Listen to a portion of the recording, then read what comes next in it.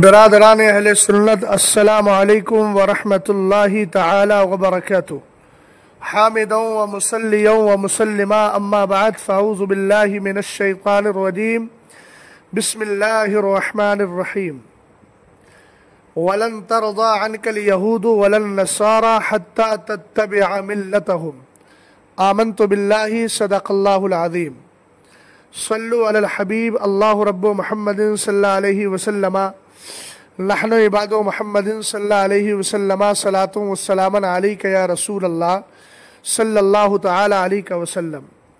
محبوب رب عرش ہے اس سبز قبے میں، پہلو میں جلوہ گاہ عتیق و عمر کی ہے۔ حضرات گرامی وقار، آپ جانتے ہیں کہ شیعہ جماعت مکر و فریب کا مجموعہ ہے۔ شیعہ کے حروف پر اگر غور کیا جائے تو شین سے مراد شیطان ہے، اور یا سے مراد یہودی ہے، اور عین سے مراد عیسائی ہے، اور ہا سے مراد ہنود ہے۔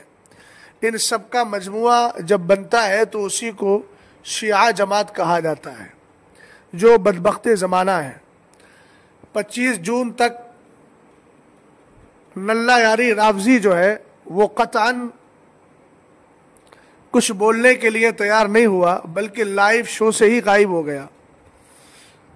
اور مجھے کچھ احباب نے بتایا کہ رات وہ بڑے بڑے ڈینگے مار رہا تھا۔ اس سے کسی نے کہا میرا نام لے کر کہ ان کے روبرو آمنے سامنے بیٹھ کر مناظرہ کیوں نہیں کر لیتے، تو بھاگنے کے لیے راستہ نکالتے ہوئے کہتا ہے، اور 2 باتیں وہ کہتا ہے۔ پہلی بات تو یہ ہے کسی بڑے عالم کو سامنے لاؤ، تب میں ہندوستان میں آ کر بات کروں گا۔ نلہ یاری یاد رکھو، بڑا عالم کون ہے، چھوٹا عالم کون ہے، یہ تو آمنے سامنے بیٹھ کر ہی فیصلہ ہوگا۔ اور یاد رکھنا، ہم حضرت قاسم بن حسن بن علی ابن ابی طالب کرم اللہ تعالی وجہہ الکریم کے سچے غلام ہیں، اور تم جو ہو ازرق کے بیٹے اور اس کے سپوت کپوت جو بھی ہو۔ یاد رکھنا، میدان کربلا میں ازرق نے بڑے ڈینگے مارے تھے نا، اور حضرت قاسم بن حسن رضی اللہ تعالی عنہما کے مقابل آنے سے یوں منع کیا تھا کہ اس بچے اور چھوٹے کے سامنے میں کیا آؤں، اس سے تو میرے بیٹے مقابلہ کریں گے۔ انجام کار کیا ہوا؟ 4 بیٹے مرے، خود ازرق بھی ختم ہو گیا۔ جس دن تو سامنے آیا تو تیری کیفیت وہی ازرق والی کروں گا انشاءاللہ۔ دوسری بات کہتا ہے کہ دوغلی پالیسی اختیار کرتے ہوئے ایک طرف تو کہہ رہا ہے سامنے بیٹھوں گا، اور دوسری طرف کہتا ہے کہ سامنے بیٹھنے میں ڈر یہ ہے کہ وہاں ناظرین بھی ہوتے ہیں۔ جھانسی اور بنگلور کے مناظرے کو آپ لوگوں نے صحیح طور پر مشاہدہ کیا ہوگا کہ وہاں عوام نہیں ہے، بلکہ خاص افراد ہیں، کمیٹی کے افراد ہیں، اور جو بھی افراد مناظرہ کرنے کے لیے آئے تھے دونوں طرف سے وہ تھے، اور بڑے خوشگوار اور صحیح اور معتدل انداز میں یہ سارا کام ہوا، اور گورنمنٹ نے باقاعدہ اس میں سپورٹ بھی کی۔ یہی حال اگر تو آئے گا تو تجھے معتدل ماحول دیا جائے گا، جیسا کہ ہمارے سید حسنین بقائی صاحب نے کہا۔ بولتا ہے کہ چاقو کا ڈر ہے، حساس مسئلہ ہے، جذبات میں آ کر کوئی نقصان پہنچا دے، تو اس کا مطلب یہ ہے کہ تو خود جان رہا ہے 15 سال سے تو کوئی مناظرہ نہیں کر رہا ہے، بلکہ تو صرف جذبات سے کھیل رہا ہے۔ ہم تیرے جذبات سے کھیلنے کا جو کھیل ہے اور تماشا ہے، اسی کو ختم کرنے کے لیے تجھے سامنے بٹھانا چاہتے ہیں۔ اور سامنے بیٹھنے والا جو مسئلہ ہے، اس میں تو چاقو والا تماشا کر رہا ہے کہ چاقو مار دے، یہ مار دے۔ دراصل تو بزدل ہے، اور تو مرد و زن کے بیچ والی کیفیت رکھنے والا شخص ہے۔ تیرے اندر اتنی ہمت ہی نہیں ہے کہ تو سامنے بیٹھے۔ ہم نے تجھ کو انڈیا ہی نہیں، سید صاحب قبلہ نے ہمارے تجھے یو ایس اے تک کا آفر دیا، کہا کہ ہم کو یو ایس اے بلائیے، ہم یو ایس اے آ رہے ہیں، اور تجھے دبئی اور دیگر کنٹری کا بھی آفر دیا، مگر تو اس چوہے کی طرح ہے جو اپنے بل میں بیٹھ کر کے صرف بات کر سکتا ہے. اور سن, تجھے یو ایس اے کے ایک بندے نے فون کر کے آمنے سامنے بیٹھ کر 10 عناوین 10 موضوعات اور 10 ٹاپکس پر بات کرنے کے لیے کہا تھا, اور اس نے تجھے اختیار دیا تھا, یہ آن ریکارڈ ہے, کہ 5 عنوان تمہارے ہوں گے 5 میرے ہوں گے. تب تو نے کیوں منع کر دیا؟ وہاں کون سے چاقو کا ڈر تھا؟ تو اپنے سسرال میں بیٹھا ہوا ہے, جولی کے شوہر, تو اپنے سسرال میں بیٹھا ہے, تجھے اپنے سسرال میں کس چیز کا ڈر ہے؟ وہ کہہ رہا ہے کہ میرے اور تمہارے درمیان صرف 15 کلومیٹر کا ڈسٹینس ہے, 15 کلومیٹر کی دوری ہے, اور وہ تیرے گھر پر آنے, تیرے آفس پر آنے کو بات تیار ہے, لیکن تو نے اس کو منع کر دیا. اور یہاں قوم کی آنکھوں میں دھول جھونک رہا ہے کہ ہم لوگ جو ہے وہ اس طرح کے بہانے بنا رہے ہیں جو کام نہیں ہو سکتا. ان چیزوں کو سامنے لا کر کے اپنی قوم کے سامنے جو ہے اپنی عزت کو بچانے میں لگے. الحمدللہ رب العالمین, ہم عزت دار بھی ہیں, شہرت بھی رکھتے ہیں, مال بھی رکھتے ہیں, اللہ تعالیٰ نے ہر چیز سے نوازا ہے, اور سب سے بڑی دولت ہمارے پاس ایمان عقیدے کی دولت ہے, اور عزت ہماری ہی لیے ہے, تم جیسے منافقوں کے لیے نہیں ہے. تم تو عبداللہ ابن ابی منافق کی اولاد ہو, جس نے حضرات صحابہ, انصار اور مہاجرین کے درمیان اختلاف کرانا چاہا تھا. تو قرآن نے کیا کہا تھا؟ وَلِلَّهِ الْعِزَّةُ وَلِرَسُولِهِ وَلِلْمُؤْمِنِينَ وَلَكِنَّ الْمُنَافِقِينَ لَا يَعْلَمُونَ. عزت تو اللہ اور اس کے رسول کے لیے ہے اور ایمان والوں کے لیے ہے, یہ منافقین جانتے ہی نہیں. تو تم لوگوں کو آج تک سمجھ میں نہیں آیا عزت کس کے حصے میں ہے, عزت کس کا مقدر ہے. دوسری بات یہ ہے, تو کہتا ہے کہ اتنی دور سے کون آئے گا, بڑے مسائل ہوتے ہیں, تو اپنی بدبودار زبان کو بند کیوں نہیں کر لیتا؟ جب چیلنج کے بعد تجھے چیلنج قبول کرنے والوں کے سامنے بیٹھنے کی ہمت نہیں ہے, تو مستورات کی طرح پردے میں بیٹھ کر, بند کمرے میں بیٹھ کر بکواس کرتا کیوں ہے؟ اور جب تو نے دعویٰ کیا ہے تو دعوے کو ثابت کرنے کے لیے, اظہار حق کی خاطر, جو تیرے نزدیک تجھے جو حق لگ رہا ہے, حالانکہ ہم تو جانتے ہیں تیرے پاس حق کیا ہوگا, تو سرے سے ہی باطل ہے, اور سر سے لے کر پیر تک تو باطل ہی باطل ہے. اہل باطل کے پاس حق کا کیا کام ہے؟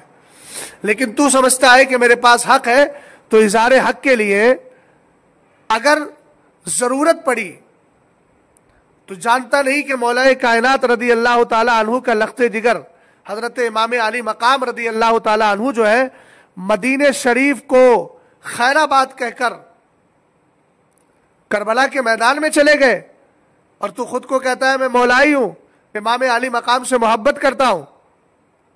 تو تیری غیرت کہاں مر گئی؟ اظہار حق کے لیے امام علی مقام رضی اللہ تعالیٰ عنہ اتنے دور کا سفر کر کے اور بیوی بچوں کو لے کر کے چلے گئے. تو اگر مرد بنتا ہے تو اظہار حق کے لیے انڈیا اور بڑوں کی بات کیا کرتا ہے؟ تو اس سے چھوٹے ہی نہیں سنبھل پائیں گے, اور تو چھوٹوں کا مقابلہ نہیں کر پائے گا. اور میں چھوٹا اپنے آپ کو اپنے علماء کے اعتبار سے کہہ رہا ہوں, ورنہ الحمدللہ رب العالمین تجھ جیسے گوار تو میری درسگاہ میں بیٹھنے کے لائق بھی نہیں ہے. بس اتمام حجت کے لیے تجھے بلانا چاہ رہا ہوں.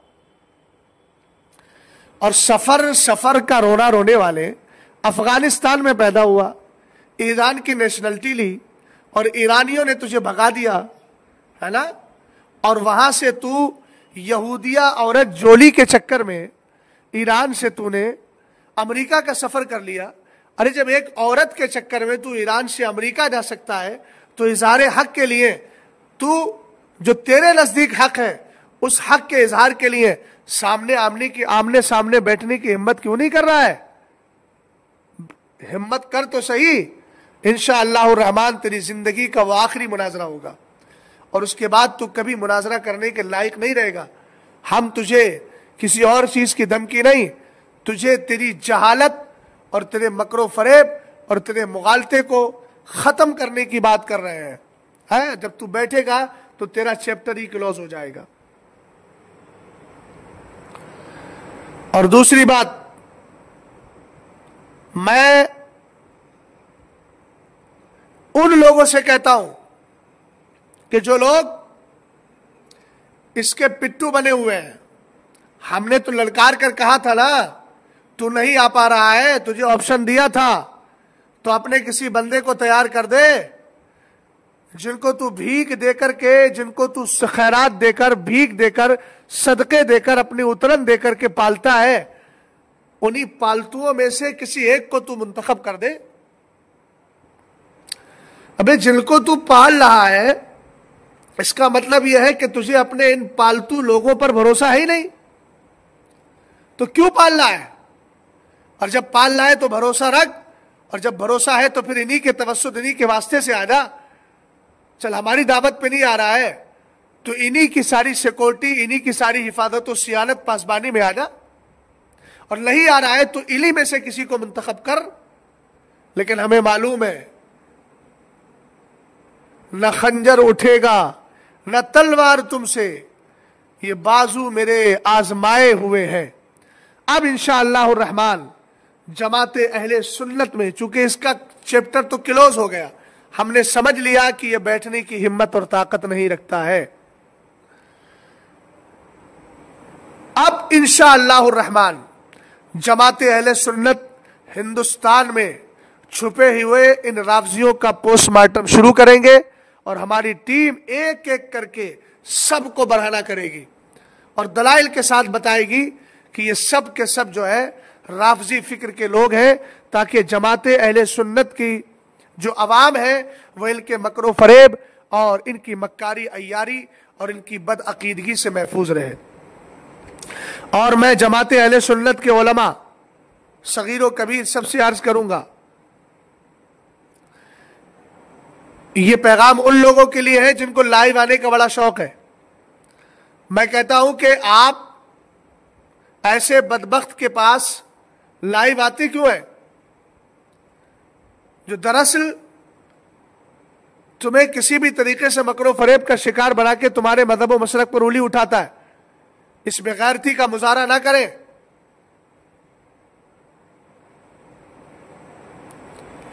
اور جو حضرات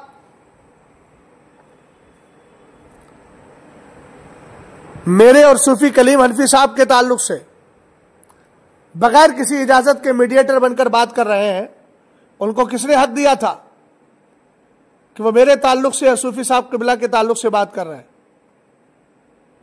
بھائی ہم آپ کو جانتے ہی نہیں، آپ کون ہو، آپ کی حیثیت کیا ہے، ہم نے آپ سے کچھ کہا نہیں، دیہاتی زبان میں نہ جان نہ پہچان، بڑی خالہ سلام۔ تم سے کس نے کہہ دیا بھائی؟ آپ ہمارا نام لے کر کے بات کرنے کے حقدار نہیں ہیں، ہم نے آپ کو نہ پہچانا ہے نہ ہم جانتے ہیں، آپ کیوں بول رہے ہیں؟ جب آپ سارے معاملے کو جانتے نہیں، اصول و ضوابط آپ نے پڑھے نہیں، تو آپ کو کس نے حق دیا کہ آپ ہمارا نام وہاں پر لے رہے ہیں؟ ہم نے آپ کو میڈیٹر نہیں بنایا، ہم تو کہتے ہیں حسن اللہ یاری کے اندر دمخم ہے، تو انڈیا میں بیٹھنے کی جو بات کر رہا ہے اور اس میں شرطیں ایسی لگا رہا ہے چھوٹے بڑے کی، ہم کہتے ہیں میرے بڑے الحمدللہ مجھے لکھ کر دینے کو بھی تیار ہے، میں کہوں گا انشاءاللہ لکھ کر دیں گے، مگر تو ہمت کر اور اپنی آئی ڈی بھیج، یا ہمارے توسط سے نہیں آ رہا ہے تو اپنے چمچوں سے کہے وہ تیرے ٹکٹ بنائے اور آمنے سامنے بیٹھ۔ اور بقیہ لوگوں سے میں عرض کروں گا کہ اس بدبخت کے چینل پر جانے اگر آپ لوگ بند کر دیں تو اس کی دکان خود بخود بند ہو جائے گی۔ یہ کہتا ہے کہ آمنے سامنے بیٹھنے کے لیے بڑے عالم کو لاؤ۔ ابے بدبخت، جب تو آن لائن بات کرتا ہے کسی سے تو آنے والے سے یہ پوچھتا ہے کہ تم بڑے عالم ہو کہ چھوٹے عالم ہو، اور تو یہ شرط لگاتا ہے کہ صاحب تم جب چھوٹے عالم نہیں ہو، چھوٹے عالم ہو، بڑے نہیں ہو، تو ہم تم سے بات نہیں کریں گے، اور اگر تم بڑے ہو تو لکھوا کر لاؤ، ہم تم سے جو ہے اسی وقت بات کریں گے جب تم اپنی جماعت کے بڑے عالم ہوگے۔ تب تو ہر ایرے غیرے کو اپنی واہواہی کے لیے کسی بھی پڑھے لکھے ان پڑھ گوار کسی کو بھی تو اپنے اس میں لے لیتا ہے، اس لیے کہ تیرا مقصد مناظرہ کرنا ہے ہی نہیں، تیرا مقصد صرف جذبات کے ساتھ کھیلنا ہے۔ اس لیے میں اپنے جملہ افراد سے کہوں گا، عوام و خواص سے کہوں گا کہ لائیو آنے کی کوشش نہ کریں، اس کی دکان خود بخود بند ہو جائے گی۔ سمجھ گئے آپ؟ یہ قرآن پاک کی آیت کریمہ وَلَا تَعَاوَنُوا عَلَى الْإِثْمِ وَالْعُدْوَانِ پر عمل کریں، گناہ اور دشمنی پر ایک دوسرے کی مدد نہ کی جائے۔ اس لیے ہمارا نام لے کر یا کسی دوسرے سنی عالم کا نام لے کر قطعاً کوئی گفتگو کرنے کی کوشش نہ کرے۔ اگر وہ جا رہا ہے تو وہ اس کا انفرادی عمل ہے، ہم کو اس بیچ میں لانے کی قطعاً جرات نہ کرے۔ ہم اس سے ناراضی ہیں اور نہ وہ ہمارا میڈیٹر ہے۔